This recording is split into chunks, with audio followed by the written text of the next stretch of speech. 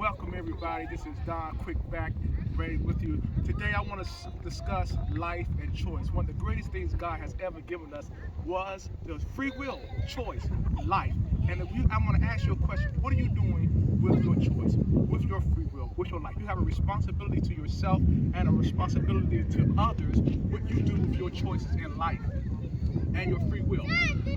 We're in a debate now about what's going on in the country now about abortions, where over 1 million babies have been aborted, and over 97% of those are not through rape or through incest. And we got to ask ourselves, what are we doing with our choice? Yes, you have a choice, but what are you doing with your choice? And it starts way before it gets to the abortion clinic. It starts before you get into the bedroom. It starts way before then. What choices are we making? So some of these same choices that we are making to get us there are having over millions and millions of people also with HIV dying from all kinds of STDs and STIs are dying every year. You also have children that are being infected with these diseases all through the year, every day. We got to look at these choices that we are making, and not just with that, but what choices are we making with drugs? We have a lot. We are illegalizing drugs everywhere, and then we have this major pandemic going on where people are dying every day. Our children are dying every day from the opioids, dying by the hundreds of thousands,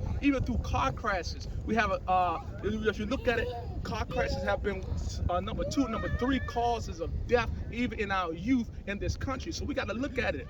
Life is a very precious thing.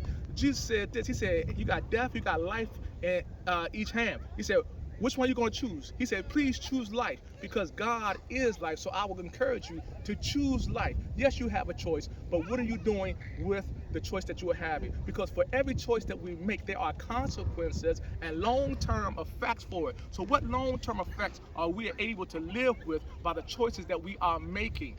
Yes, and if God is for life, we should be for life.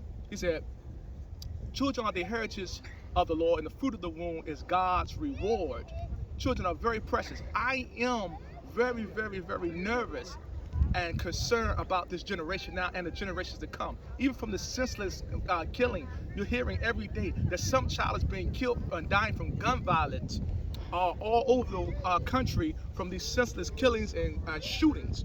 We got to wake up and say, what choices? Yes, you have free will. Yes, you have a choice. But what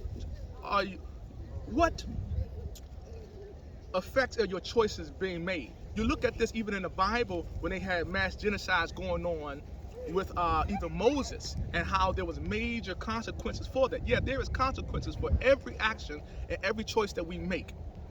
No one can take your will from you, but you will have to come before God and give an account for every decision and choices that we are making, and what effects are we having on the other generation.